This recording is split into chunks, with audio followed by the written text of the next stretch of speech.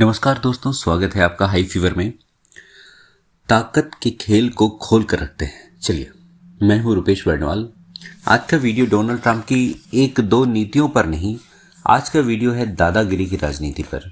एक ऐसी राजनीति जो धमकी से चलती है, टैरिफ से डराती है और सैन्य ताकत दिखाकर दुनिया को लाइन में लाना चाहती है।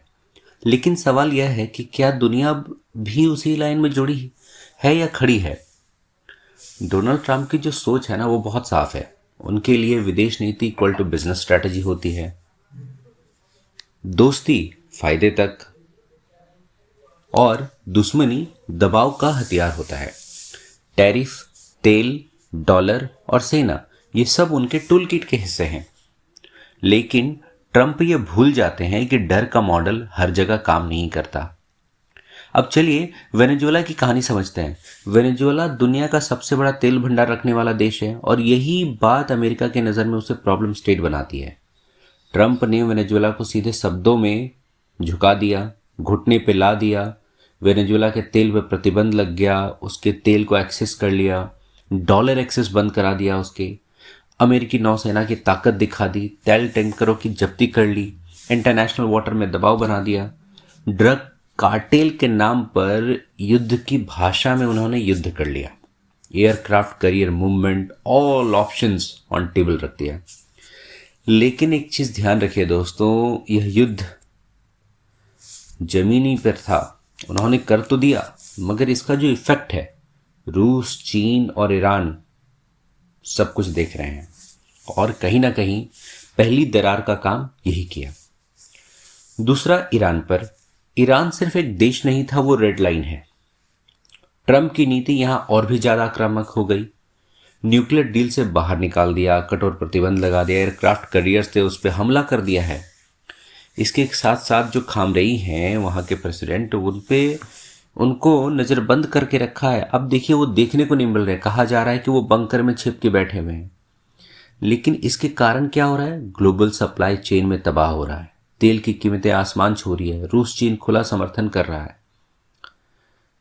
और हम बात करें तीसरा दोस्तों, तो जो अभी रिसेंटली चल के आया जेडी वैंस का, नवारो का जो लीक हुआ है ऑडियो, उसमें उन्होंने डिटेल में बताया है कि कैसे 3% बार बार उस ट्रेड को ब्लॉक कर रहे थे। इंडिया रेडी था, इंडिया चाहता था कि फ्री ट्रेड एग्रीमेंट हो जाए इंडिया और यूएसए के बीच में। लेकिन पहले उसके नवारो रोकते थे, फिर जेडी वेंस रोकते थे, तीसरा ट्रंप रोकते थे। तीनों का मिली भगत थी। इंडिया तो कहीं से गलत ही नहीं था। इंडिया बार बार कहता रहा इंटरनेशनल फोरम में कि देखो मेरी गलती नहीं है, मैं ट्रेड करना चाह रहा हूं। लेकिन गलती करते गए। ट्रंप को लगा सेम भारत भी वेनेजुएला जैसा दब जाएगा, ईरान जैसा डर जाएगा। लेकिन भारत दोनों से अलग है भाई। भारत के इतिहास उनके बारे में नहीं पता है। बड़े बड़े सत्ता आए और चले गए। पहले 25% का टैरिफ लगाया, रूस से तेल का आरोप दिया, 500% की धमकी दी, मगर भारत क्या किया? चुपचाप सुनता रहा, चुपचाप। कमजोरी नहीं दिखाई भाई, कुछ भी नहीं दिखाया। ये तैयारी थी। भारत ने जवाब ट्विटर पे नहीं दिया है, प्रेस कॉन्फ्रेंस में नहीं दिया है, सिस्टम बदल कर रख दिया। सिस्टम बदला कैसे? यूरोपियन यूनियन के 27 देशों के साथ फ्री ट्रेड एग्रीमेंट।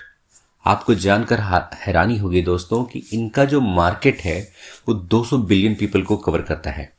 इंडिया अपने आप में एक इमर्जिंग देश नहीं है, अब इमर्ज्ड कंट्री हो चुका है। इसमें 140 करोड़ लोग तो हैं ही और 27 देशों के 60 करोड़ लोग अगर मिल जाए, उनकी टेक्नोलॉजी मिल जाए, उनमें व्यापार बढ़ जाए, तो जो होगा ना वो एकदम ब्लास्ट होगा। ना ही उसे चाइना पे निर्भर रहना पड़ेगा भारत को, ना ही अमेरिका पे रहना पड़ेगा और ना ही किसी और देश पे। यूरोप अपने आप में वो मार्केट दर्शाता है जिसमें कि भारी भरकम वेटेज रखता है। यूरोप के पास $10 ट्रिलियन का ट्रेजरी आज भी यूएसए का रखा हुआ है, ट्रेजरी बॉन्ड के नाम पे। आप सोच के देखिए, ट्रंप की टैरिफ पॉलिटिक्स पर सीधा वॉर है और यही वजह है कि अमेरिका अब असहज हो गया है।